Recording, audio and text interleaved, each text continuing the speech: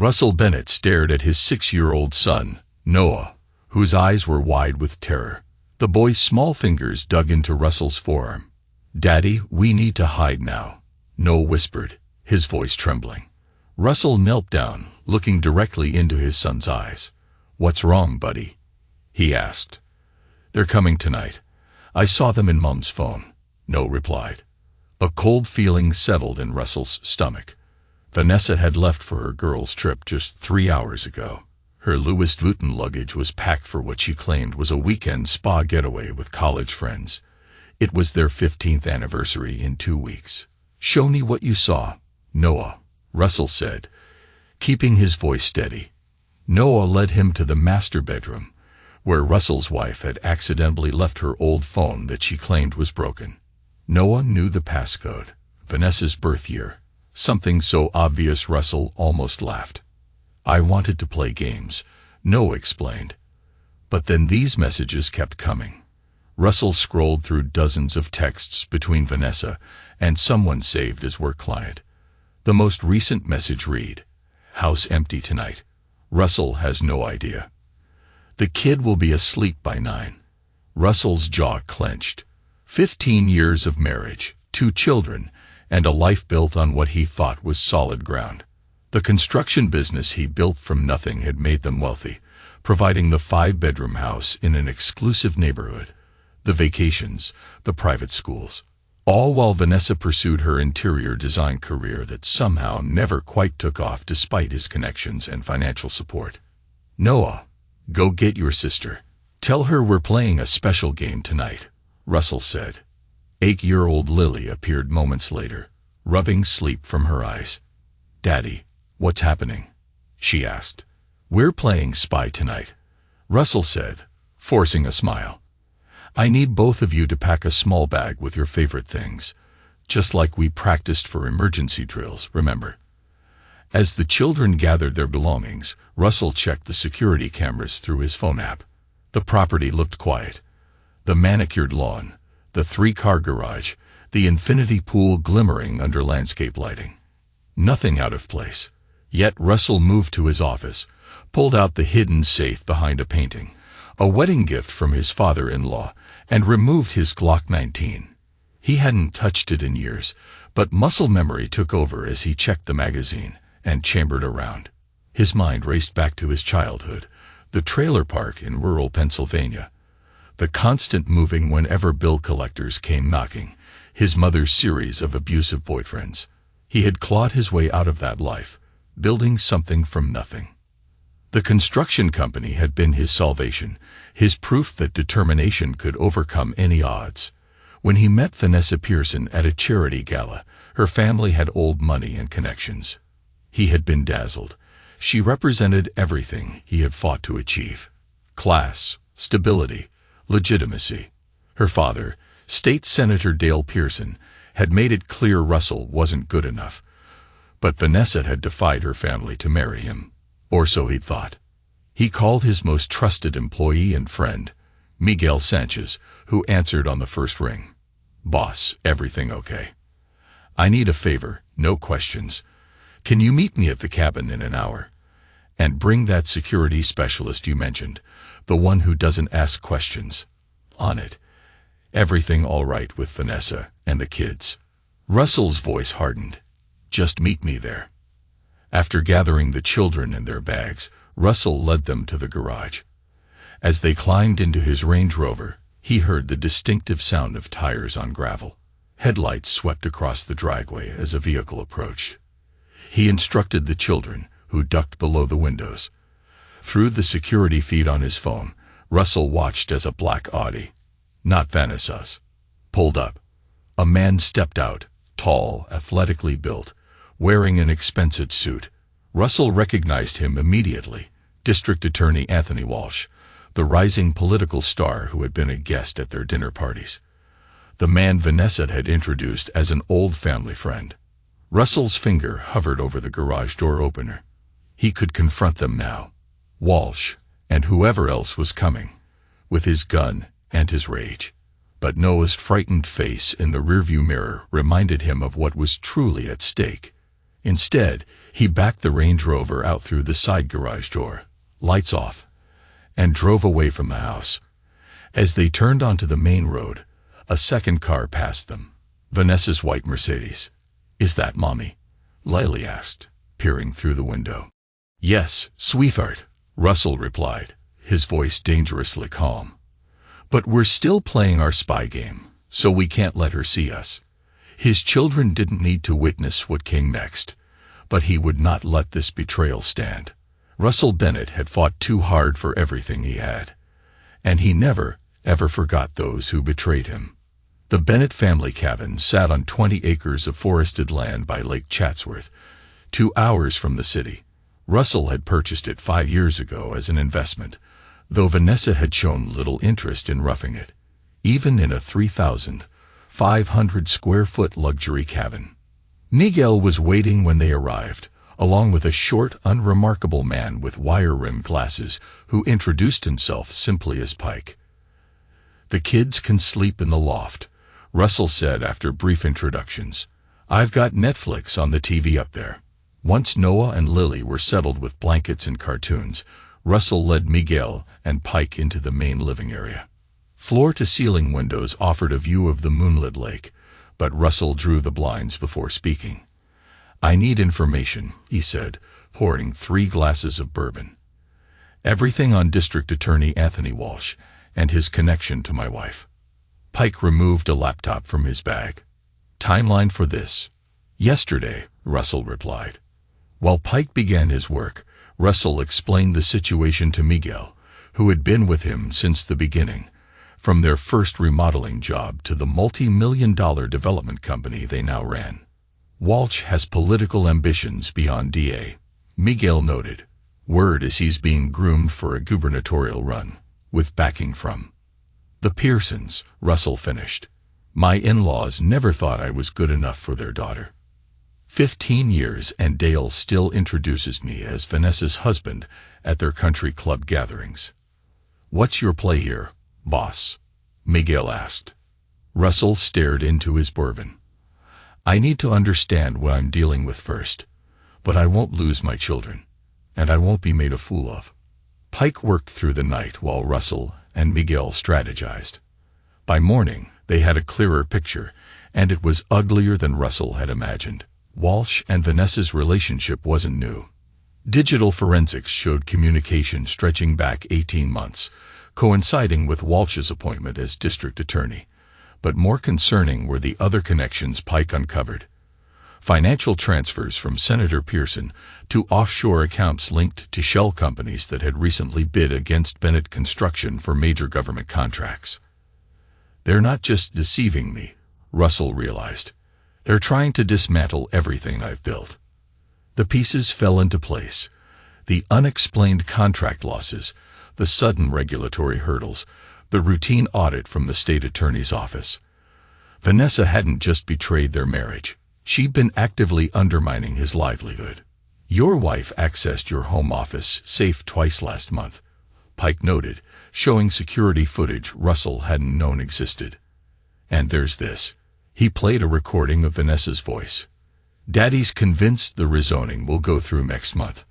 Once Bennett Construction secures the River District contract, you'll have everything you need." Russell's hands tightened around his glass until Miguel feared it might shatter. "Boss, if they're using your company to build evidence for some kind of case." "This isn't about business," Russell interrupted. "This is personal. Walsh wants my position, my reputation, and my wife. And my father-in-law is finally executing his plan to remove the embarrassment from his daughter's life." Russell spent the morning making calls, moving assets, and initiating contingency plans he created years ago, but hoped never to use. By afternoon, he had a clearer understanding of the trap being set for him. That evening, as the children played by the lake under Miguel's watchful eye, Russell received the call he'd been expecting. Vanessa's name flashed on his phone. "Where are you?" she demanded, her voice a mixture of anger and something else. "Fear. And where are my children?" "My children," Russell noted silently. "Not our children. We decided to take a camping trip," he replied evenly. "Father-child bonding." You need to come home now, Vanessa insisted. There's a situation with the River District project.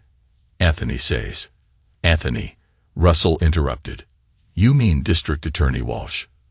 A moment of silence confirmed everything. Russell, please. Her voice softened into the tone she used when trying to manipulate him. Whatever you think you know. I know enough, he said. Tell Walsh and your father that their plan has a problem. Me. He ended the call and turned to Pike, who had been recording and analyzing the conversation. She's at your house with Walsh and 2 others. Pike confirmed, showing satellite imagery on his laptop. And they're panicking. Russell nodded. Good. Phase 1 complete. What's Phase 2? Miguel asked. Russell smiled, but it didn't reach his eyes. They want to use my family against me. Let's see how they like it when I use their playbook. 3 days passed at the cabin. Russell maintained a carefully orchestrated communications blackout, allowing Vanessa to stew in uncertainty while he built his counteroffensive. The children, told they were on a surprise vacation, enjoyed the lake and forest activities that Russell arranged, oblivious to the storm gathering around their family. On the 4th morning, Russell received confirmation that his first moves had landed.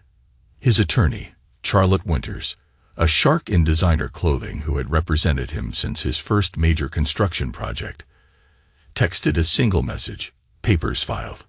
Judge Holden assigned. Emergency hearing granted for Friday. Russell had filed for divorce and emergency custody of the children, citing abandonment and moral character concerns. Judge Holden was known for his traditional family values and had a documented distrust of political influence in his courtroom, a perfect combination given Walsh's involvement and Senator Pearson's potential interference.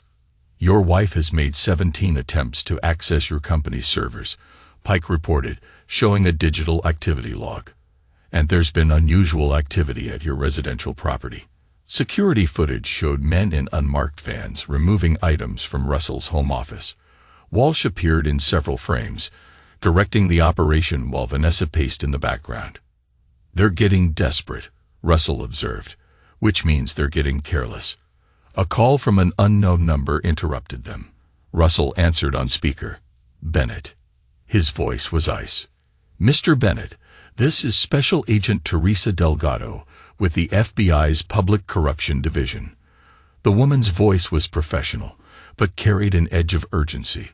We need to speak with you regarding an ongoing investigation. Russell exchanged glances with Pike, who was already tracing the call, and nodded confirmation. Interesting timing. Agent Delgado, I assume District Attorney Walsh is involved in this investigation. A moment of silence. Sir, I'm not at liberty to discuss. Let me save us both some time, Russell interrupted. Walsh is using federal resources to pursue a personal vendetta. You might want to verify your information before you become part of a malicious prosecution. Mr. Bennett, we have documentation suggesting financial irregularities in several government contracts awarded to Bennett Construction. Fabricated documentation, Russell corrected. Check the metadata on those files. And then ask yourself why a state DA is pushing a federal investigation without going through proper channels. Another pause. How did you know? I'll be happy to meet with you, Agent Delgado, Russell said, but only with my attorney present and after you've had a chance to verify that your evidence hasn't been tampered with. I suggest you look into who accessed those files and when. After ending the call, Russell turned to Miguel. They're accelerating their timeline. We need to do the same. The next day, Russell left the children with Miguel at the cabin and drove to meet Charlotte at her office. The elegant attorney greeted him with a grim smile. They're moving faster than anticipated, she said, guiding him to a conference room where documents were spread across the table. Walsh has convinced a grand jury to consider indictments, and your father-in-law has called in favors to expedite matters. What about our countermeasures? Charlotte's smile turned predatory. Already in motion. Your ex-wife-to-be doesn't realize you've been recording everything in your home for the past 5 years, including her conversations with Walsh about using your marriage to gain access to your business. Russell had installed a comprehensive security system after a break-in attempt 3 years earlier. Every room, even his home office, had been wired for sound and video, with data backing up to servers only he could access. And the offshore accounts? He asked. Traced back to Senator Pearson. His aide was cooperative when presented with certain evidence, she replied. Russell nodded. The senator's longtime assistant had a weakness for gambling and companionship, information Russell had acquired but never used until now. What about the children? This was his primary concern. Judge Holden has reviewed the evidence of your wife's abandonment and her inappropriate relationship with Walsh. Given the circumstances, he's inclined to grant you temporary full custody pending the final hearing. That evening, as Russell prepared to return to the cabin, Charlotte handed him a sealed envelope. This arrived for you. Courier wouldn't leave it with anyone else. Inside was a single photograph showing Vanessa Walsh and Senator Pearson in what appeared to be a hotel conference room surrounded by documents. A note on the back read, "Some of us remember our loyalties. Not all Pearsons support this vendetta. Friday, 9 p.m., Lakeside Pavilion." Russell recognized the handwriting. Vanessa's younger brother, Thomas Pearson, the family disappointment who had rejected the political path to become an artist. Thomas and Russell had always gotten along well, united in their status as outsiders in the Pearson dynasty. As Russell drove back to the cabin, his phone rang. Vanessa again. "We need to talk," she said, her voice strained. "For the children's sake." "We'll talk on Friday," Russell replied. "In court." "This isn't what you think, Russell. You're making a terrible mistake." "No, Vanessa. The mistake was yours. You chose the wrong man to betray." That night, as the children slept, Russell finalized his plans with Miguel and Pike. The information Thomas had promised could be the final piece they needed. "What if it's a trap?" Miguel asked. Russell checked his gun. "Then we'll be ready for that too." Friday arrived with a sense of inevitability. After the court hearing, where Judge Holden granted Russell temporary custody and froze several contested assets, much to the visible shock of Walsh, who attended as an observer, Russell prepared for his meeting with Thomas. "Stay with the children," he instructed Miguel. "If I don't call by midnight, execute the contingency plan." The Lakeside Pavilion was deserted when Russell arrived. Mist rising from the water in the cool evening air. Thomas emerged from the shadows, looking nothing like the carefree artist Russell remembered. His face was drawn, worried. "They're planning to have you arrested Monday morning," Thomas said without preamble. "Walsh has manufactured evidence of bid rigging and bribery. Dad's calling in every favor he has." "Why are you telling me this?" Russell asked. "They're your family." Thomas met his gaze. Vanessa crossed a line. "What they're doing isn't justice. It's persecution." And he hesitated. "Those kids love you. You're a good father." He handed Russell a USB drive. "Everything's here. The real conversations, the actual financial transactions. Walsh has been using Dad's connections to eliminate business rivals for years. You're just the latest target." As they talked, Russell noticed movement at the edge of the pavilion. "We're not alone," he whispered. Thomas' eyes widened. "I swear I didn't." The crack of a gunshot interrupted him. Thomas clutched his chest, red blossoming on his shirt, as Russell dove for cover. From his position behind a stone column, Russell saw 4 men advancing, weapons drawn. This wasn't law enforcement. No announcements, no badges. This was an execution. Russell drew his gun and returned fire, catching one attacker in the shoulder.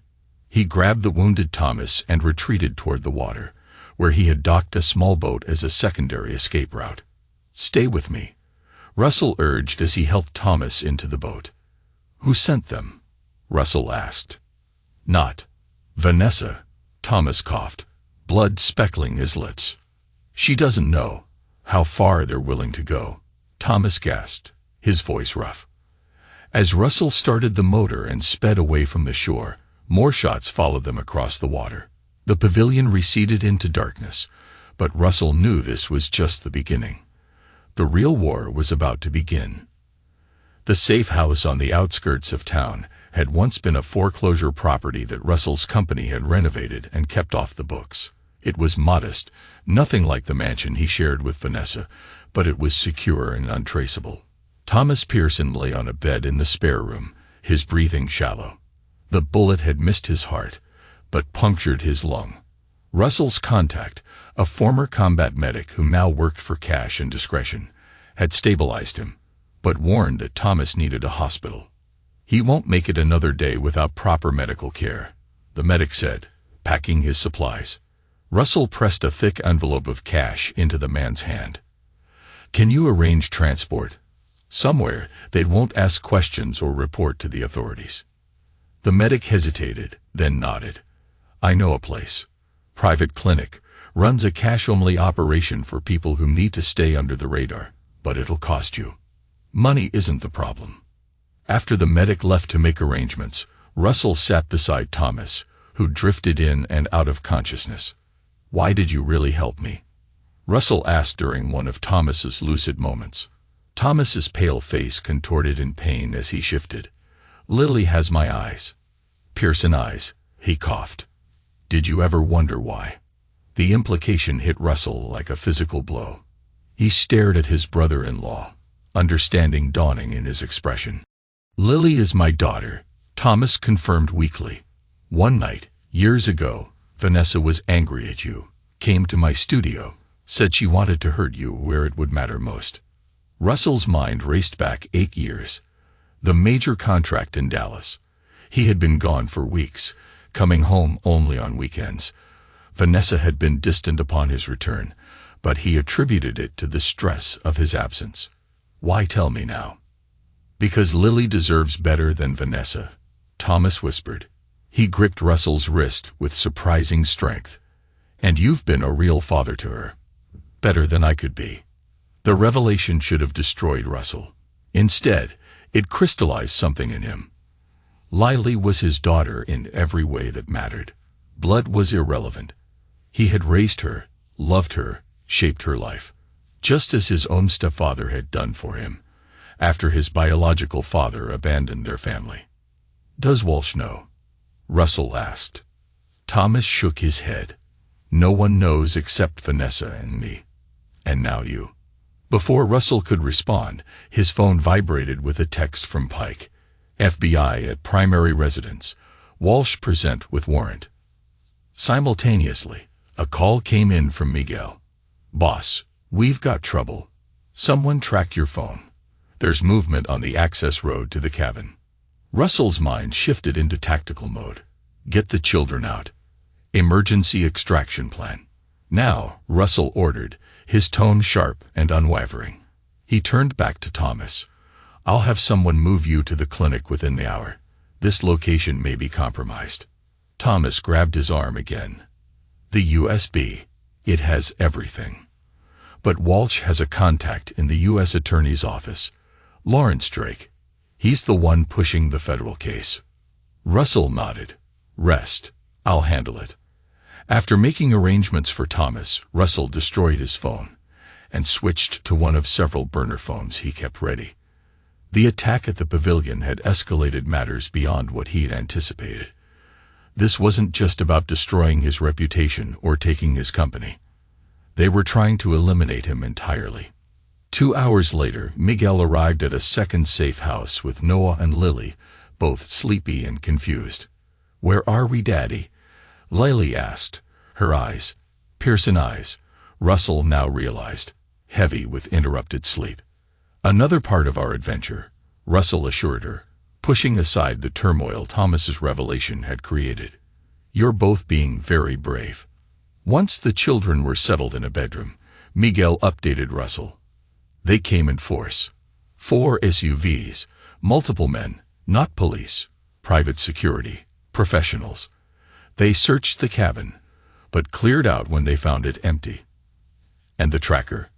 "Left it on a truck heading north. Should buy us some time." Russell nodded, his mind working through contingencies. "Did Pike secure the evidence from my home server before they executed the warrant?" Everything's safe, but they're freezing your accounts, business and personal. Charlotte's fighting it. But it doesn't matter.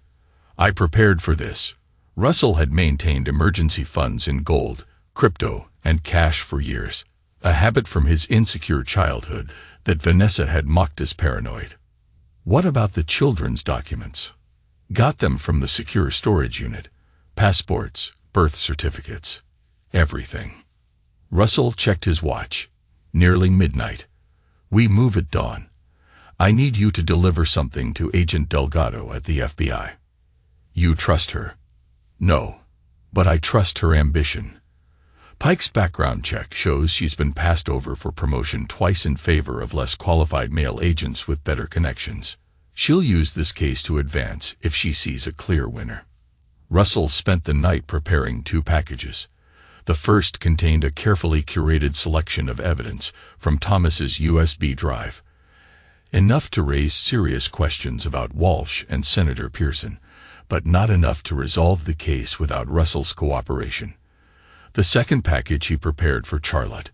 Irrefutable evidence of the conspiracy against him, including recordings of Vanessa and Walsh discussing their plans to use the children as leverage. At 5 a.m., as Miguel left to deliver the FBI package, Russell received a call from the private clinic. Thomas had developed complications during the night. He was asking for Russell. By the time Russell arrived, Thomas Pearson was barely conscious. His skin was gray beneath the oxygen mask. "Did you bring it?"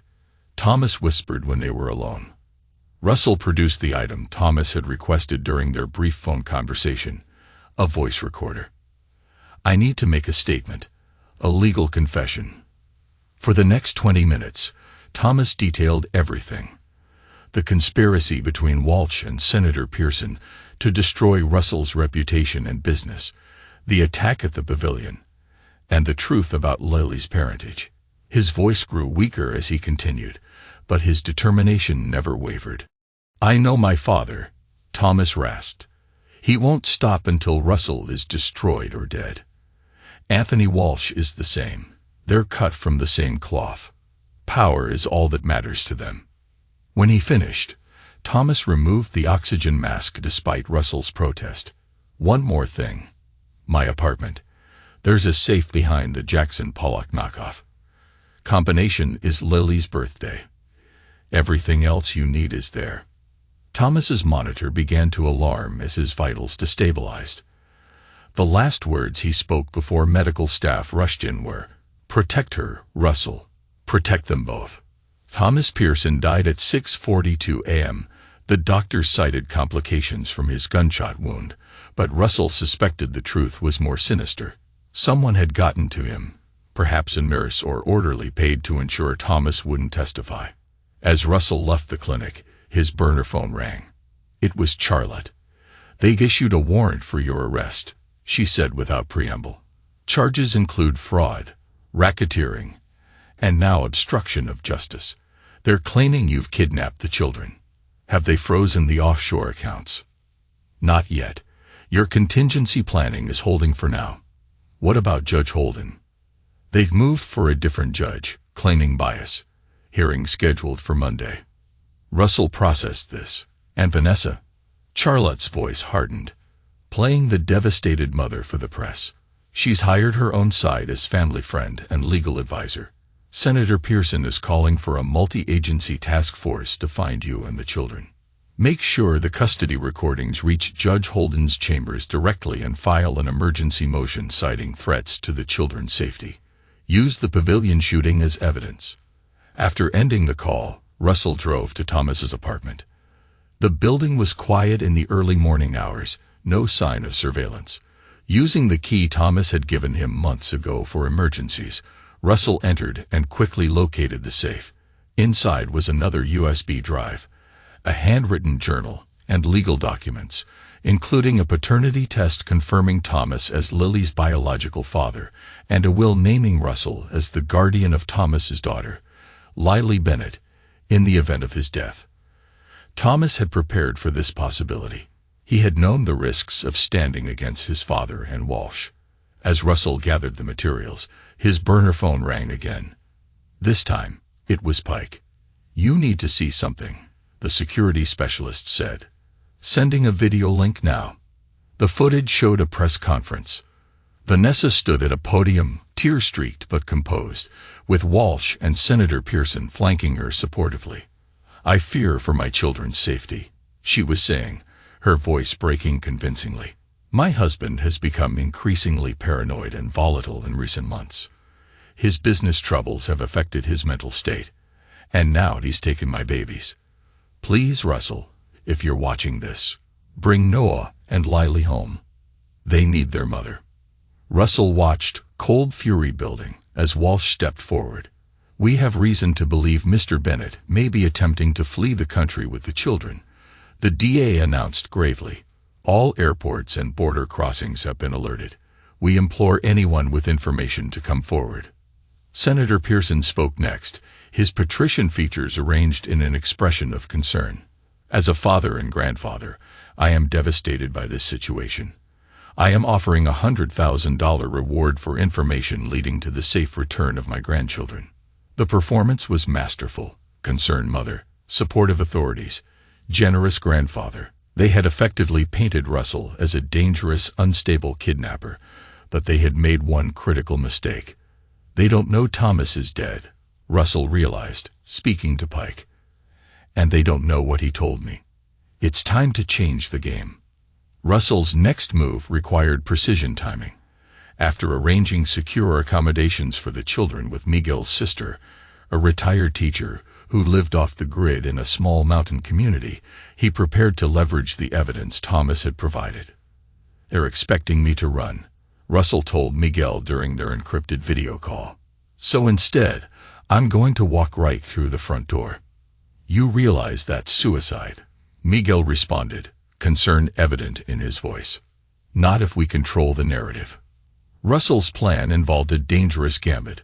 While Charlotte prepared motions and legal countermeasures, he arranged a meeting that would change everything. Teresa Delgado, the FBI agent who had first contacted him, agreed to meet at a public location of Russell's choosing, a crowded farmer's market in a neighboring county. Russell arrived early, positioned lookouts, former military personnel who had worked security for his construction sites, and waited. Delgado came alone, dressed casually in jeans and a light jacket, but Russell's people identified her sidearm, and the two plainclothes agents maintaining distance at opposite ends of the market. "Bold move, Mr. Bennett," she said, examining a display of organic tomatoes while speaking quietly.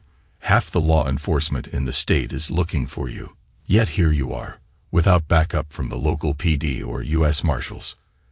"Interesting choice," Russell noted, standing beside her. "Let's just say I have questions about how this case landed on my desk." The chain of command was unusual. Delgado's expression remained neutral. "Let's walk," she suggested, leading him through the market. "I'm listening." Russell handed her a USB drive. "Everything you need to know is on there. But I want assurances first. I need your word that you'll investigate this thoroughly and impartially." Delgado stopped, turning to face him. "You have my word, Mr. Bennett, but I can't promise the outcome. This goes high up the food chain." "I understand, but I also know that someone in your office is feeding information to Walsh and Senator Pearson. I need you to find out who it is." Delgado nodded, tucking the USB drive into her pocket. "I'll do what I can, but you need to turn yourself in, Mr. Bennett. You can't keep running forever." Russell smiled grimly. "I'm not running, Agent Delgado. I'm fighting back. And I won't stop until my family is safe, and the truth is out there for everyone to see." Walsh bypassed protocols to involve federal authorities, Russell said, using his connection to Lawrence Drake in the U.S. Attorney's Office. Delgado's slight widening of the eyes confirmed Russell's information. "You seem well informed for someone on the run." "I'm not on the run, Agent Delgado. I'm protecting my children from the people who tried to kill Thomas Pearson." He handed her a sealed envelope. "Digital forensics on the evidence used against me. Note the creation and modification timestamps, all after I filed for divorce. And this, he passed her a thumb drive, is security footage from the Lakeside Pavilion shooting. You'll see 4 professional hitmen targeting both me and Thomas Pearson. Delgado pocketed both items carefully. Why come to me? Because your review of the Westlake Development corruption case last year shows you follow evidence, not politics, and because you've been passed over for advancement twice despite your superior case closure rate. Now her expression showed genuine surprise. You've done your homework. I built a successful business in a competitive industry. Research is essential. Russell checked his watch. You have 48 hours to verify what I've given you. After that, alternative arrangements will proceed. Alternative arrangements. Let's just say certain media outlets and congressional oversight committees will receive comprehensive packages, but that would be messy for everyone involved. As Russell turned to leave, Delgado asked, "Where are the children, Mr. Bennett?" "Safe," he replied without turning back, which is more than I could say if they were with their mother. The next phase required Russell to leverage more of the connections he built over 15 years in business.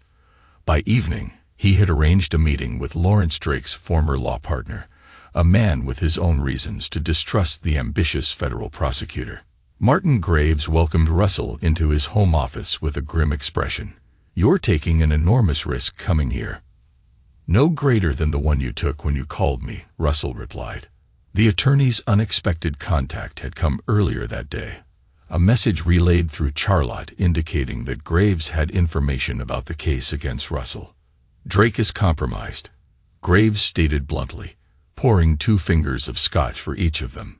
"He's been washing money through real estate investments for Walsh and Senator Pearson for years. That's why he jumped to push this case through. He needs to protect himself as much as them." "You can prove this," Russell said. Graves slid a file across his desk. Banking records, property transactions, shell companies, communications. Drake was careless when we were partners. I've kept copies of everything as insurance. Why help me now? The older man swirled his scotch, staring into the amber liquid. Drake forced me out of the firm I built by threatening to expose my daughter's addiction issues to the ethics committee. He's been blackmailing me ever since, but this time, he went too far. He's not just after you, Russell. He's after everyone who stands in his way. And I can't let that happen. She was struggling, stealing prescription pads from her physician husband. Drake used that to take everything I'd worked for. Personal vendettas made for motivated allies. Russell had learned this lesson early in his career. By midnight, Russell had what he needed.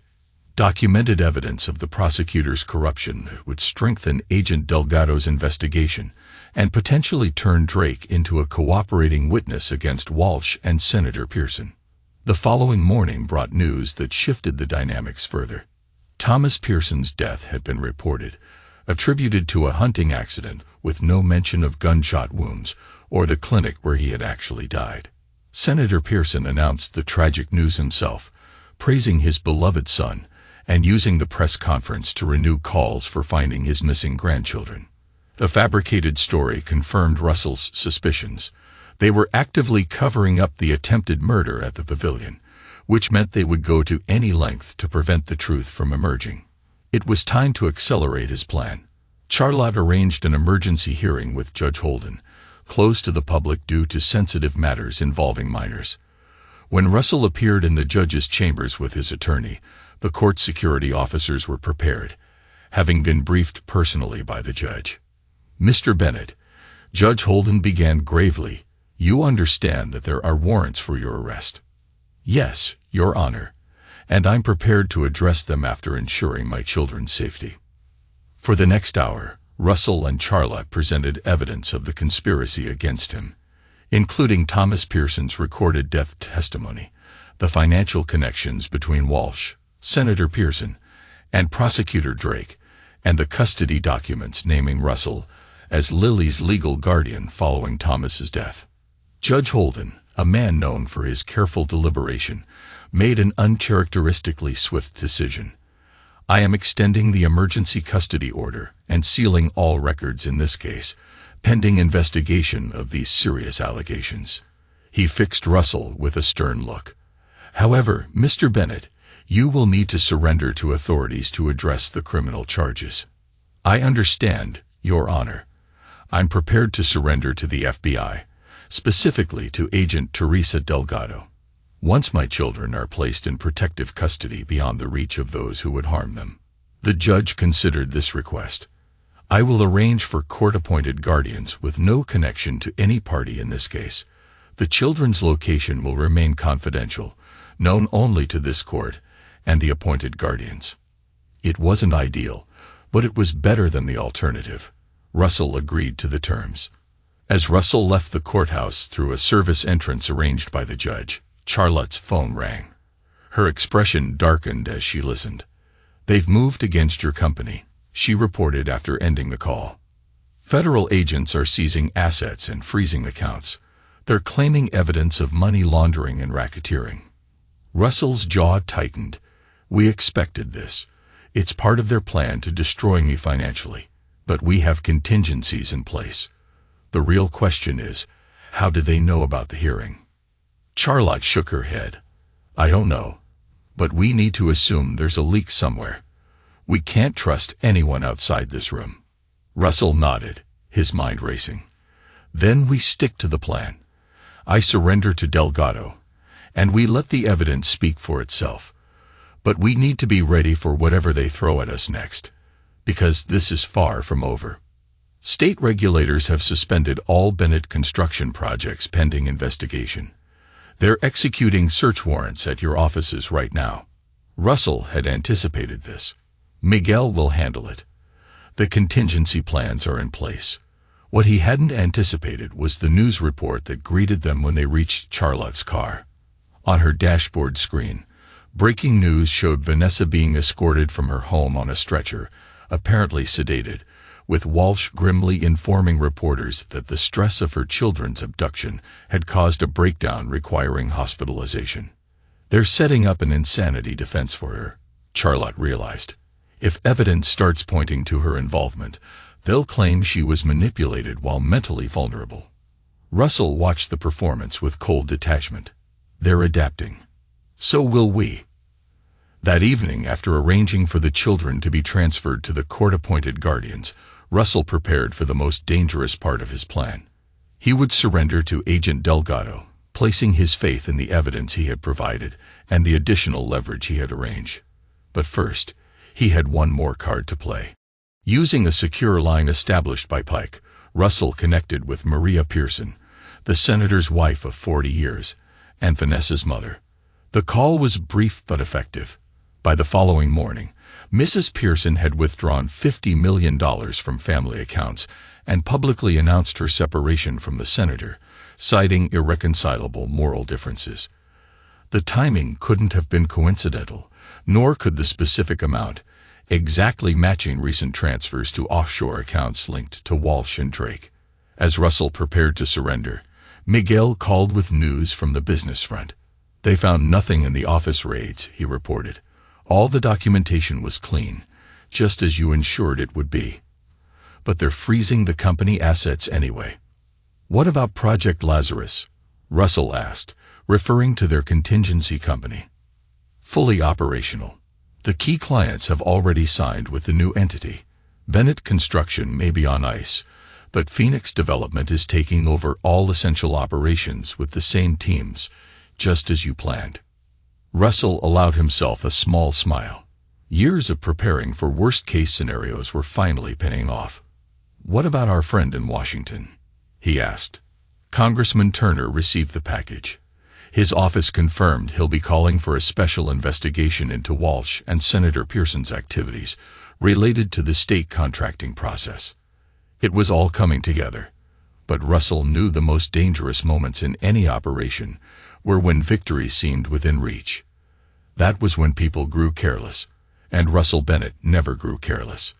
The morning of Russell's planned surrender dawned with unexpected complications. Pike's monitoring of police channels detected unusual activity, multiple tactical teams mobilizing for a high-risk operation. "They're not waiting for your surrender," Pike warned during their encrypted call. "DEA, local SWAT, even some private contractors. They're setting up for a raid at multiple locations. Russell processed this information quickly. They found one of the safe houses. The timing suggests they have new intelligence. Someone talked. There were few people who knew Russell's contingency locations. Miguel was loyal beyond question. Charlotte was legally bound to confidentiality. The court-appointed guardians only knew the location where they had collected the children. Check on the children, Russell instructed, already moving to evacuate his current position.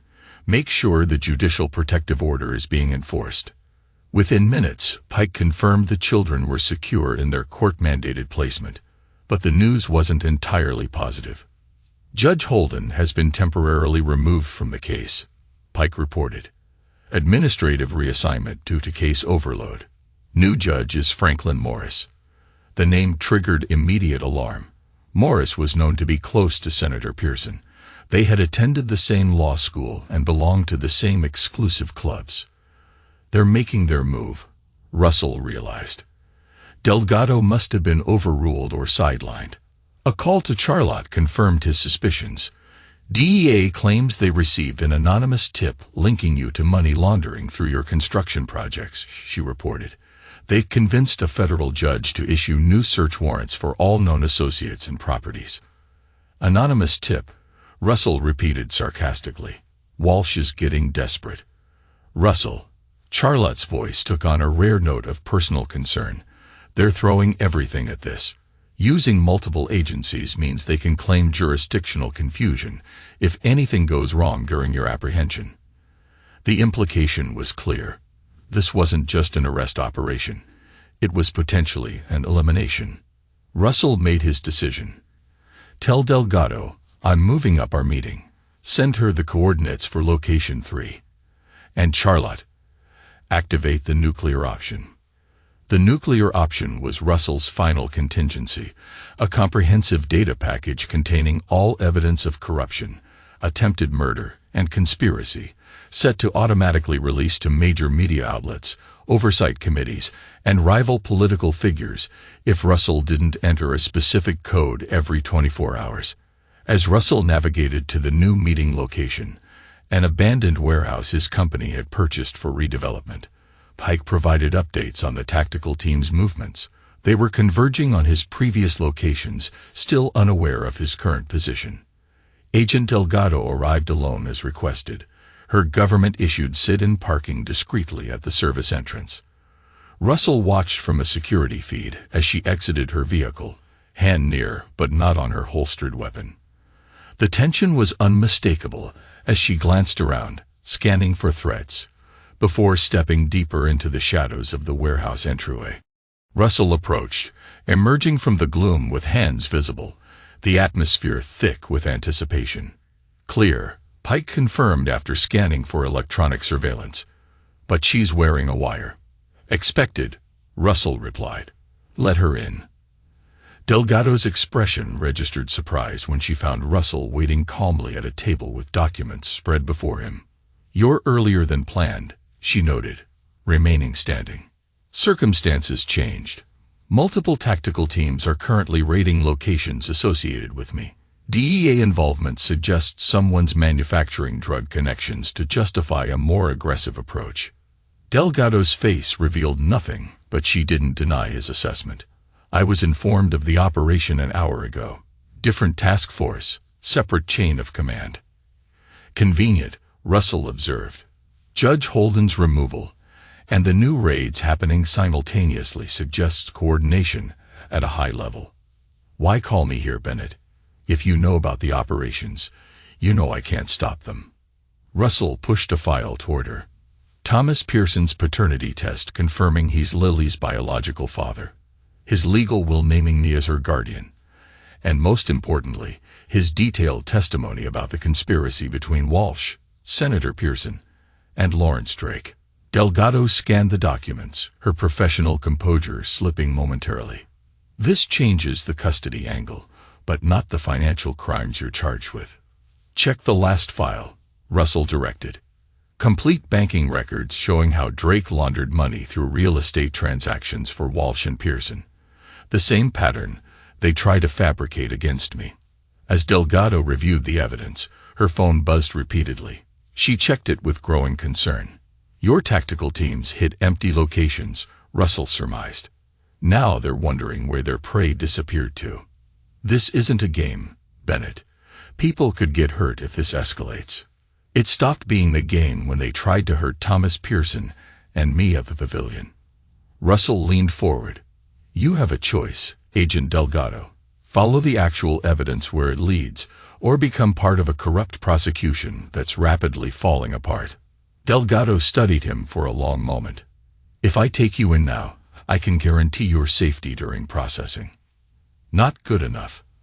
I need written assurance of protective custody, separate from local facilities where Walsh has influence. And I need confirmation that the children remain under judicial protection, with their location undisclosed. Before Delgado could respond, her phone rang again. This time, she answered on speaker. Delgado. Agent, this is Director Kaplan. Your location has been identified. Stand down and withdraw. Tactical teams are en route to your position. Russell and Delgado locked eyes across the table. The director's order confirmed everything. The operation wasn't about lawful arrest, but ensuring Russell couldn't present his evidence. Delgado made her decision. Sir, I'm with the subject now. He's surrendering peacefully with significant counter-evidence. Request permission to. The call abruptly ended, static crackling through the speaker. Silence fell over the warehouse, heavy with the weight of the moment. That was not your assignment, Agent. The director cut her off sharply. Withdraw immediately. That's an order. After ending the call, Delgado holstered her weapon and unpinned her badge. You have about 10 minutes before they arrive. There's a maintenance tunnel that leads to the river access road. I can't help you beyond that. Russell gathered the evidence quickly. Why risk your career? Because I became an agent to uphold the law, not help corrupt officials destroy innocent people. She handed him a business card with a handwritten number on the back. My personal line. When you're ready to come in on legitimate terms, call me directly. As Delgado left through the front entrance, creating a visible distraction, Russell exited through the maintenance tunnel with Pike. They reached the backup vehicle just as the first tactical units surrounded the warehouse. Nuclear options still active. Russell confirmed as Pike drove them away from the scene. Armed and ready. If you don't enter the code within 24 hours, everything drops. Russell checked his secure phone, finding a message from Charlotte. Judge Morris denied the motion to maintain protective custody. New hearing scheduled for tomorrow at 9 a.m. to determine the children's placement. They were moving faster than anticipated, using the judicial system to regain control of the children before Russell could fully deploy his evidence. We need to accelerate, Russell decided. Contact Miguel. It's time for Phase 3. Phase 3 was the most aggressive countermove in Russell's strategy. Direct confrontation with the conspirators themselves. While legal maneuvers continued through Charlotte, Russell prepared to leverage the one thing his opponents valued above all else, their public reputations. That evening, as Senator Pearson hosted a fundraising event for Walsh's gubernatorial exploratory committee, Pike hacked into the venue's digital systems. When the senator introduced Walsh to the gathering of wealthy donors and political supporters, the presentation screens around the ballroom suddenly changed. Instead of the campaign highlights video, the screens displayed security footage from the Lakeside Pavilion, showing the attempted murder of Thomas Pearson, followed by Vanessa's recorded conversations with Walsh about using her marriage to gain access to Russell's business records. The footage concluded with Thomas Pearson's death testimony, naming his father and Walsh as the architects of the conspiracy against Russell. Pandemonium erupted in the ballroom. News cameras that had been invited to cover the political event captured the chaos as Senator Pearson and Walsh were hurried from the stage by security personnel.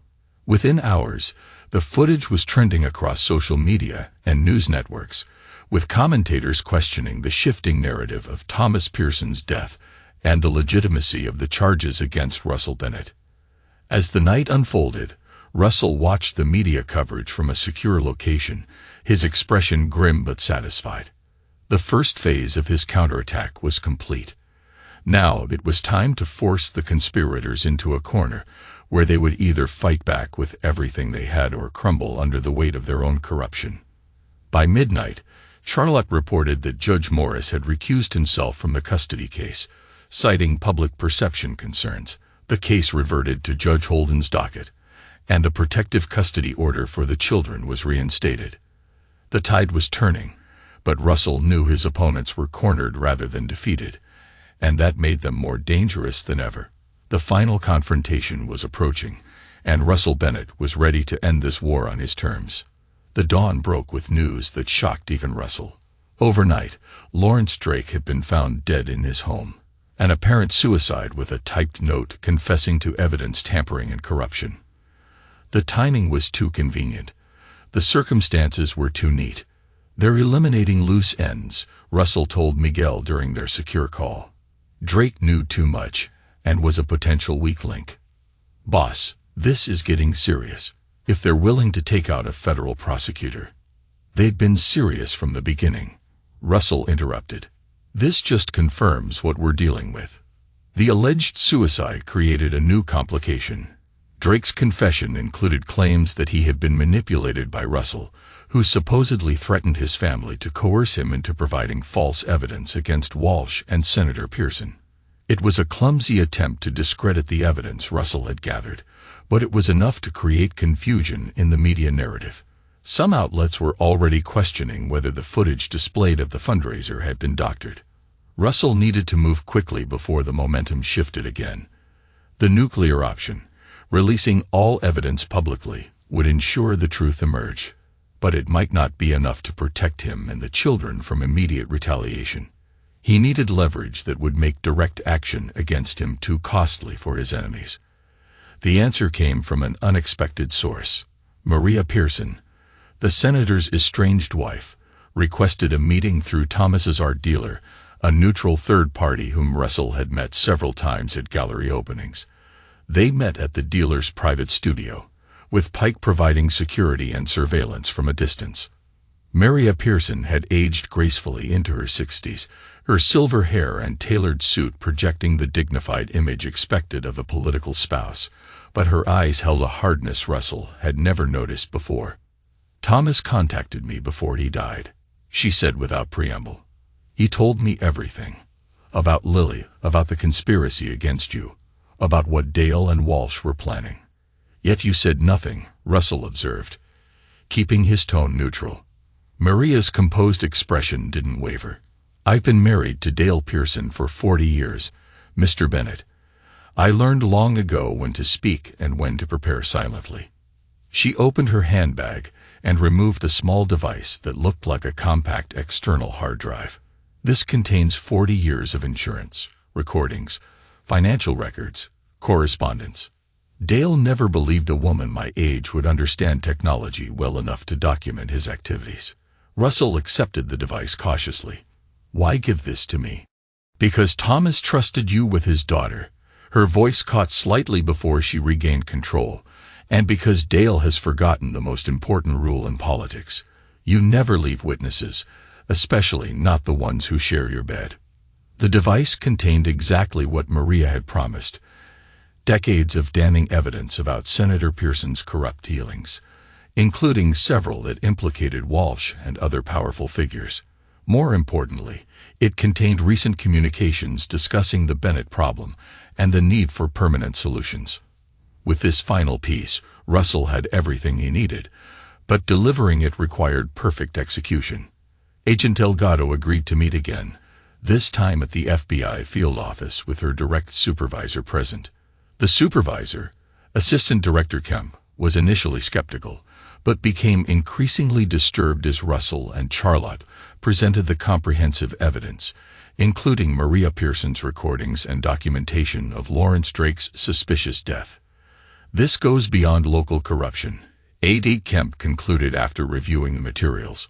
We're looking at conspiracy, attempted murder, obstruction of justice, and potentially the murder of a federal prosecutor disguised as suicide. Which is why we need formal witness protection for Mr. Bennett and his children. Charlotte pressed. The local charges are clearly retaliatory and based on fabricated evidence. Kemp made several calls, speaking in careful, measured language that revealed little. After the third call, he turned to Russell. Washington has authorized me to offer you a cooperation agreement. In exchange for your testimony, all local charges will be suspended pending federal investigation, and you and your children will receive witness protection during the process. It was what Russell had been working toward, but he needed one more guarantee. I wanted in writing that my custody of both children is recognized and protected, regardless of biological paternity concerns. That's not typically within our...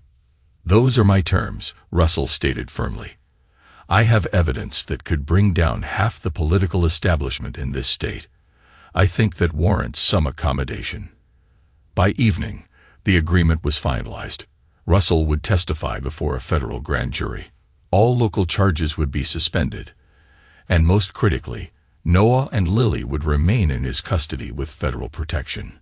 As Russell prepared to reunite with his children, news broke that District Attorney Anthony Walsh had been taken into federal custody for questioning related to Lawrence Drake's death. Hours later, Senator Pearson announced he was temporarily stepping back from public duties to address family matters. The carefully constructed conspiracy was crumbling, but Russell knew it wasn't over. He kept a watchful eye on every development, committed to protecting his family and guarding the fragile peace he had fought so hard to win. Vanessa remained free, still playing the role of distraught mother recovering in a private clinic that happened to be owned by one of her father's associates. And powerful people like the senator and Walsh had resources and connections that extended beyond normal legal constraints.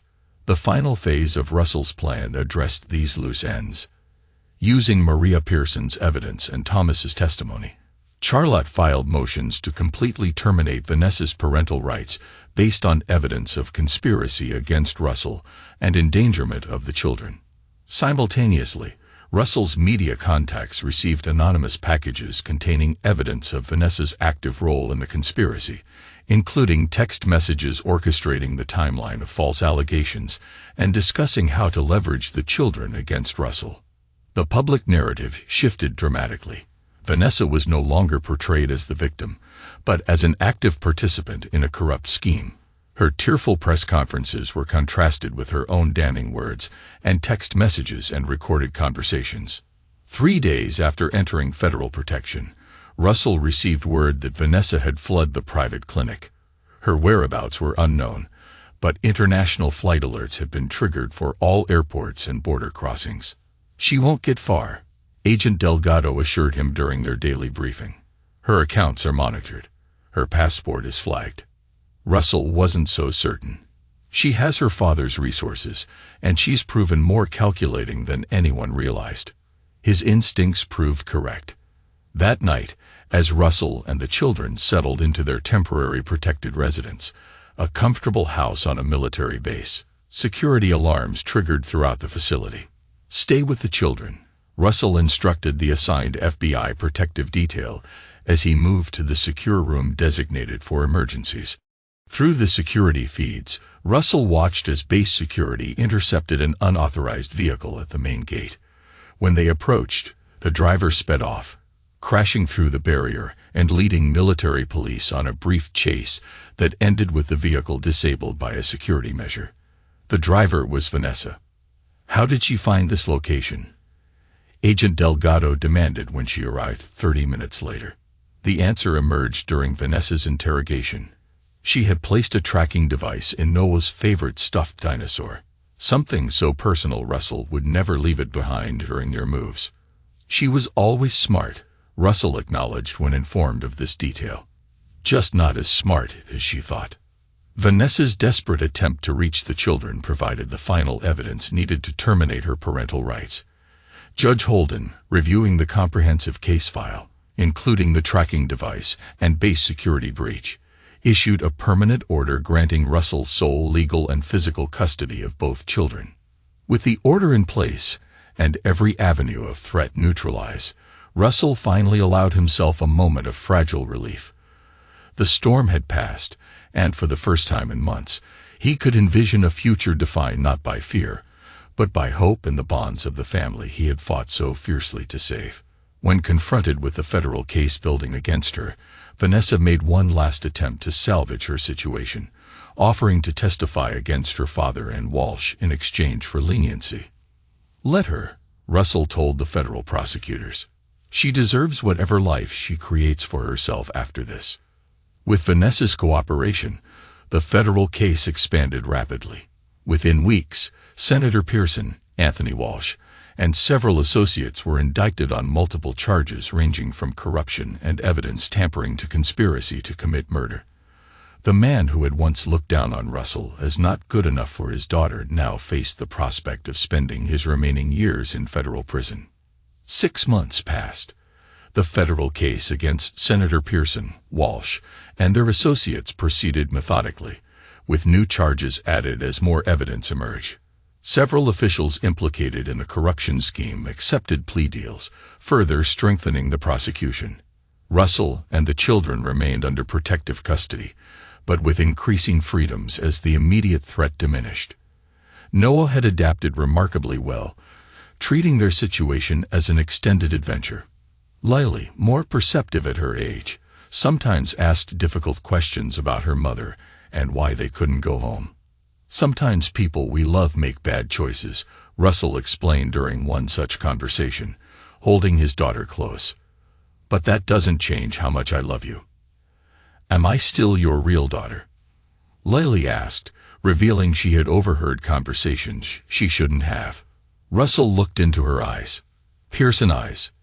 Thomas' legacy, and felt the same fierce love he'd always felt for her. "You have always been my daughter in every way that matters. Nothing will ever change that." While the legal proceedings continued, Russell focused on rebuilding. Phoenix Development, the company he had established as a contingency, thrived under Miguel's management. Many of Bennett Construction's former clients and employees had transferred seamlessly, loyal to Russell rather than the company name.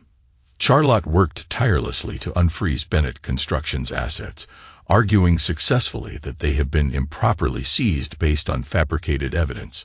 With the company gradually returning to his control, Russell began planning for the future, a future where his children would be safe and his legacy secured. The pivotal moment in the transition from crisis to recovery came when the witness protection team determined it was safe for Russell and the children to relocate to a more permanent residence. They couldn't return to their former home. There were too many painful memories and security concerns. Instead, Russell purchased a new property through Phoenix Development. The house, set on a wooded lot, was full of light and comfort, with security features disguised within its architectural design. On moving day, as Noah and Lily raced down the hallway to claim their bedrooms, Russell stood in the entryway, a quiet sense of fulfillment settling over him. For the first time in years, he felt the promise of peace, for himself, for his children, and for the legacy he intended to leave behind. Miguel had overseen the construction personally, incorporating every protection without sacrificing the warmth needed for a family home. As they settled into their new life, Russell received unexpected news from Agent Delgado, who had become the family's primary federal contact. "Vanessa's cooperation agreement has been revoked," she informed him during a scheduled update. "She was caught attempting to warn certain targets about upcoming investigative actions." "Let me guess," Russell said, unsurprised. "She tried to protect her father." "Actually, no." Delgado consulted her notes. "She was communicating with Anthony Walsh through a third party. Romantic communications, primarily, but also sharing details about federal strategy." It confirmed what Russell had always suspected.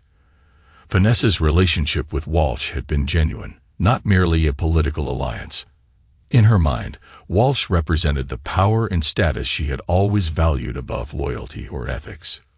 "What happens to her now?" Russell asked, more curious than concerned.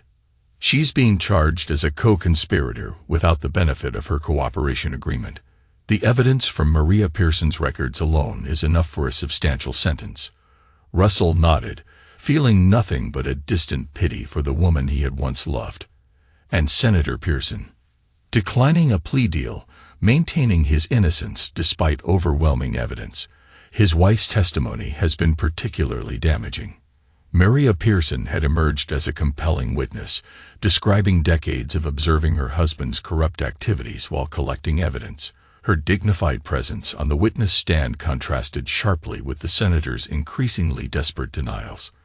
With the legal proceedings following their inevitable course, Russell focused on healing both his own wounds and, more importantly, his children's.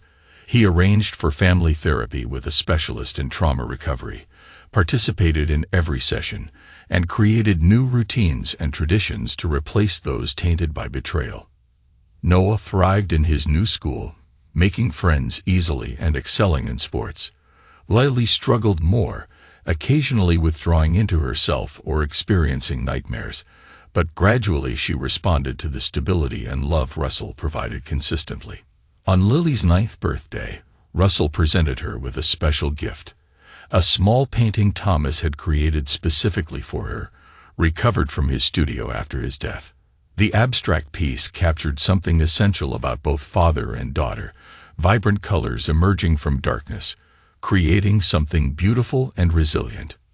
"Your Uncle Thomas made this for you," Russell explained, using the relationship term they had agreed upon to explain Thomas's connection to Lily. "He wanted you to have it when you were older, but I think now is the right time." Lily traced the brushstrokes with small fingers. "It feels like looking at the world after the rain stops."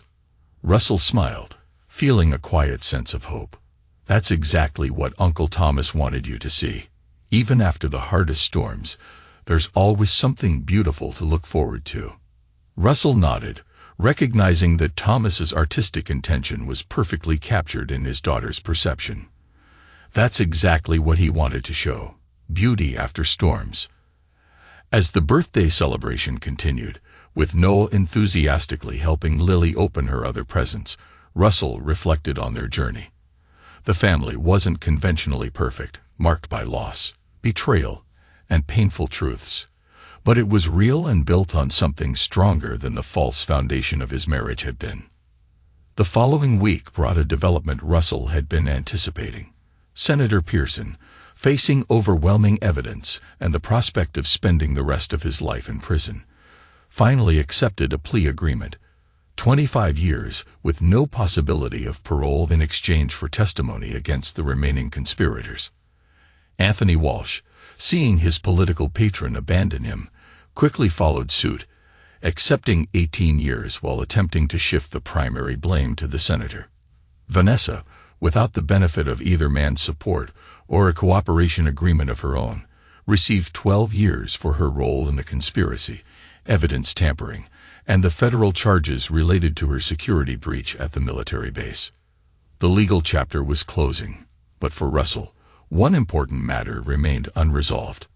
"I want to visit her," he told Charlotte during a meeting to discuss the final dissolution of their marriage before she begins her sentence. Charlotte looked concerned. "Is that wise? The divorce is finalized, custody is permanently established, all financial matters are settled in your favor. There's nothing to be gained." "It's not about gain," Russell explained. "It's about closure, for me, and eventually for the children." The meeting was arranged at the Federal Detention Center, where Vanessa awaited transfer to the women's prison, where she would serve her sentence. She entered the visitor's room in a beige jumpsuit, her normally perfect appearance diminished by institutional living, but her posture still carried remnants of privileged confidence. "I didn't expect to see you again," she said as she sat across from Russell, a thick glass partition between them.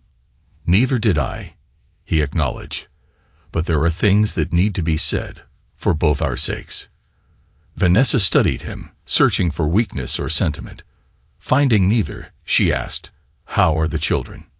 "Healing. Noah asks about you sometimes. Lily less often. She always was more perceptive," Vanessa noted with a hint of pride. "Does she know about Thomas?" Russell nodded. "In age-appropriate terms. She knows he was her biological father, but that I am her dad in every way that matters." Vanessa's composure slipped momentarily. "I never meant for her to find out. It was one mistake." "This isn't about Lily's paternity," Russell interrupted. "That's between her and me now.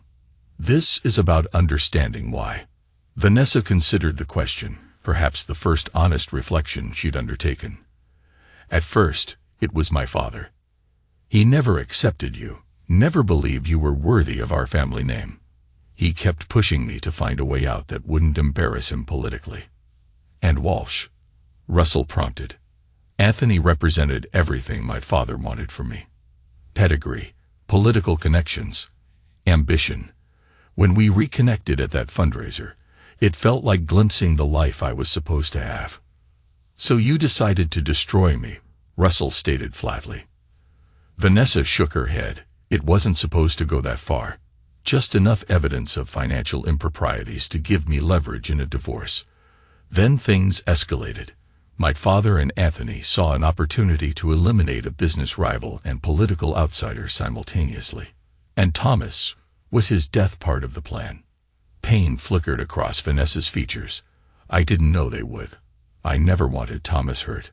When I heard what happened, I tried to back out, but it was too late. They had too much leverage over me." Russell didn't know whether to believe her. It didn't really matter anymore. "I didn't come for explanations or apologies," he said finally. "I came to tell you that despite everything, the children will be okay. I'll make sure of it. And when they're old enough to understand what happened, I won't poison them against you.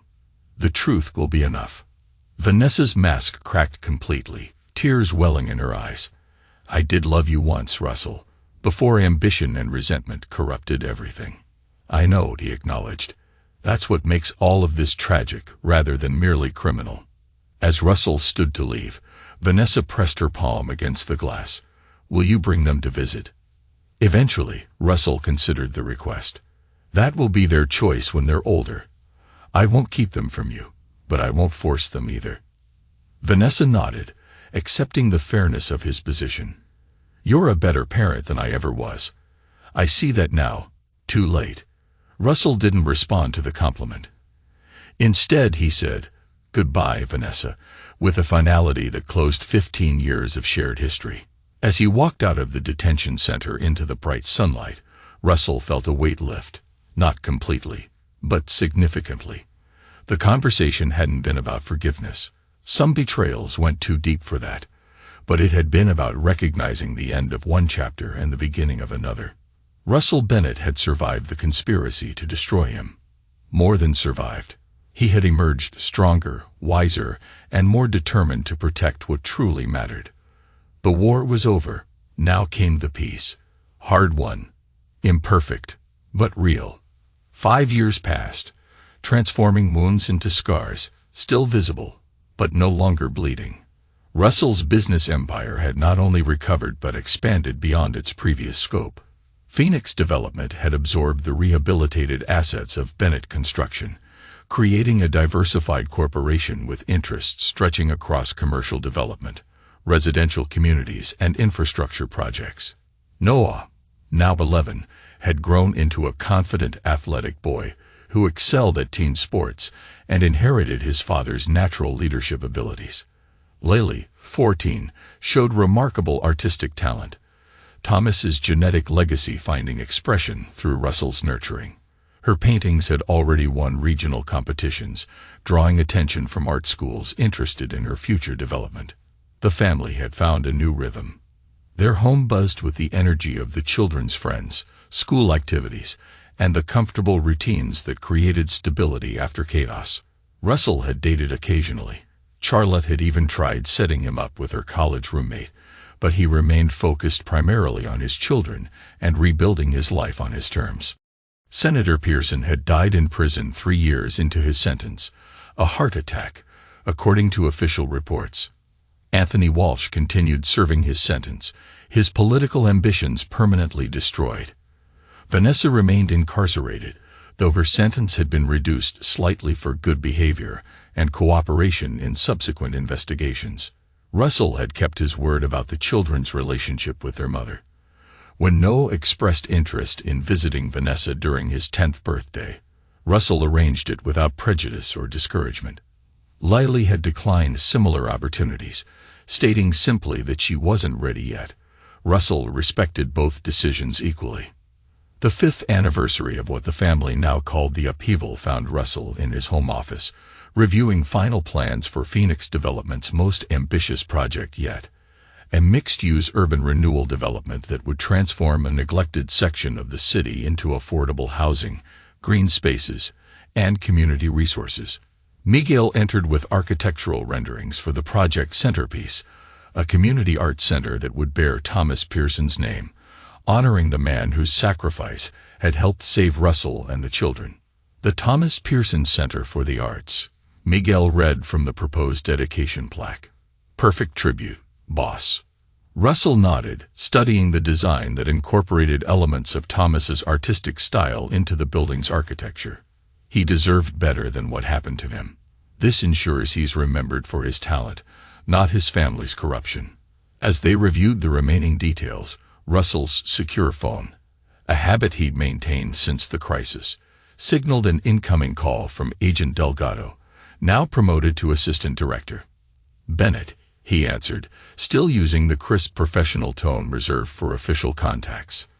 "Mr. Bennett, I thought you should hear this directly from me," Delgado began. "Anthony Walsh was found dead in his cell this morning. An apparent suicide, though we're investigating thoroughly given the circumstances." Russell absorbed this information without immediate reaction. Walsh's death meant little to him personally. What mattered most to Russell were the 2 children laughing in the next room. The world had changed, the scars of the past still there, but the foundation for their future was stronger, steadier, and filled with hope. Justice had already been served through his imprisonment and disgrace. "Any connection to outside parties?" he asked, thinking of remaining loyalists who might have arranged a murder disguised as suicide. "Nothing obvious, but we're pursuing all possibilities," Delgado assured him. "I've authorized additional security monitoring for Mrs. Bennett as a precaution." 5 years later, Delgado still referred to Vanessa by her married name despite the divorce. Some institutional habits died hard. "I appreciate the update," Russell said, "and the continuing attention to security matters." After ending the call, Russell found himself reflecting on how much had changed. The man who had plotted to destroy him was dead. The political dynasty that had rejected him was in ruins. The woman who had betrayed him was serving her debt to society. Yet Russell felt no triumph or vindication, only a quiet certainty that justice, however imperfect, had been served. That evening, during dinner with the children, Russell shared the news about Walsh in simple, age-appropriate terms. Noah absorbed it quietly, while Lily asked more probing questions about what it meant for their ongoing security precautions. "Does this change anything for us?" she asked with the direct perception that sometimes made Russell see her mother in her expressions, despite their different appearances. "No, sweetheart," Russell assured her. "Our life continues exactly as we've built it. This is just the closing of an old chapter." Later, after the children had gone to bed, Russell sat on the back deck overlooking the wooded property that provided both beauty and security. Miguel joined him, 2 glasses of bourbon in hand, a ritual they had maintained through crisis and recovery. 5 years, Miguel remarked, handing Russell a glass. "Sometimes it feels like another lifetime." Russell nodded, watching the sunset cast long shadows across the lawn where Noah's basketball hoop and Lily's easel shared space, symbols of the balanced life he had fought to preserve. "I was thinking about success today," Russell said after a comfortable silence. "What it really means." "And what conclusion did you reach?" Miguel asked. Russell gestured toward the house behind them, where his children slept safely. "This, not the business or the money or defeating enemies. Building something that survives betrayal and stands stronger for having been tested." Miguel raised his glass, "To building things that last." Russell returned the toast, the bourbon warming his throat. "To legacy." 3 months later, Russell received a letter from Vanessa, the first direct communication she had initiated since his visit to the detention center years earlier. The prison censor stamp marked the envelope, but the contents were unexpectedly personal. "Russell, News of Anthony's death reached me last week. It prompted reflection on the choices that led all of us to where we are now. I find myself wondering what might have been if ambition and resentment hadn't poisoned what we built together. Noah's visits have been a gift I don't deserve. He's becoming an extraordinary young man. Your influence evident in his character and strength. Please tell Lily I understand her distance and respect her boundaries. The painting she sent last Christmas hangs in my cell, a reminder of beauty beyond these walls. I have no right to ask anything of you, but I hope that when my sentence ends, there might be some path toward a different kind of relationship with our children. Not as their primary parent. That role is irrevocably yours. But as someone who has learned the hardest possible lessons about loyalty and consequences, you once told me you wouldn't poison them against me, that the truth would be enough. You've kept that promise, allowing them to form their own judgments. It's more mercy than I would have shown in your position. There was a time when I believed power and status were the measures of a life well lived. I know differently now. True strength lies in building rather than destroying and protecting rather than exploiting. All qualities you possessed that I was too blind to value. I don't expect forgiveness, nor would I presume to ask for it. Some betrayals are beyond redemption. But I am grateful for the dignity you've maintained throughout this ordeal, especially regarding the children. Vanessa. Russell folded the letter carefully after reading it twice. There was nothing to respond to. No questions asked. No demands made. Just an acknowledgement of reality, and perhaps the beginning of genuine remorse. He placed the letter in his office safe, potentially to share with the children when they were older, if they ever wanted greater understanding of their mother's perspective. Not to change their feelings, but to complete the picture of a complex, flawed woman who had made devastating choices. 6 weeks later, Russell stood on the construction site of the Thomas Pearson Center for the Arts, watching his crews install the distinctive curved steel beams that would support the gallery's dramatic glass roof. Lily stood beside him, her artistic eye evaluating the emerging structure. It captures something essential about his work, she observed, referencing the uncle she had come to know through his art and Russell's carefully shared stories. The way light will move through the space throughout the day. It's what he always tried to achieve in his paintings. Russell nodded, proud of her perception. Your insight would have meant a lot to him. Do you think he'd be proud of the center and of me? The question revealed the vulnerability beneath her growing confidence. Russell put his arm around her shoulders, noting that she no longer tensed at physical affection as she had in the difficult years after the crisis. Without question, your talent would have amazed him, but more importantly, he would be proud of your resilience and heart. Lily smiled, leaning into her father's embrace as they watched the afternoon light pour through the unfinished structure. It was not the ending Russell once imagined for his family, but it was real, lasting, and as beautiful as anything Thomas might have painted. Emerging from darkness, strengthened by struggle, and always reaching toward the light. As they continued their tour of the construction site, Russell's phone buzzed with a notification. The final appeal in Vanessa's case had been denied. Her sentence would continue as scheduled, with potential release in 4 more years. Russell pocketed the phone without comment. That information could wait for another day. Today was about building, not about past destruction.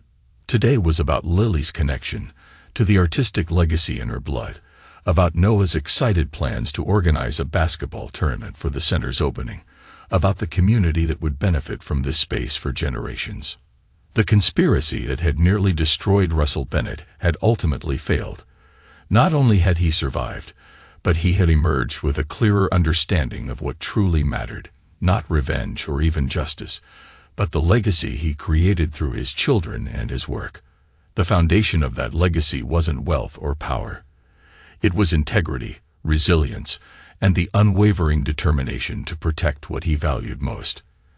The same qualities that had lifted him from a childhood of poverty and insecurity had carried him through betrayal and conspiracy to a life rebuilt on stronger ground. Russell Bennett had not forgiven those who betrayed him. Some violations went too deep for forgiveness, but he had refused to let their actions define his future or damage his children's potential. That was his true victory, not the downfall of his enemies, but the flourishing of what they had tried to destroy.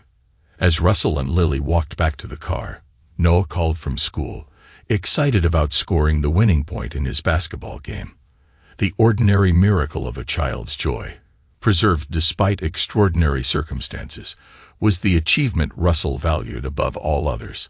Russell Bennett had faced the worst betrayal imaginable and emerged not just alive, but triumphant. Not through vengeance alone, but through the relentless protection of what truly mattered. His enemies had lost everything. He had kept what was irreplaceable.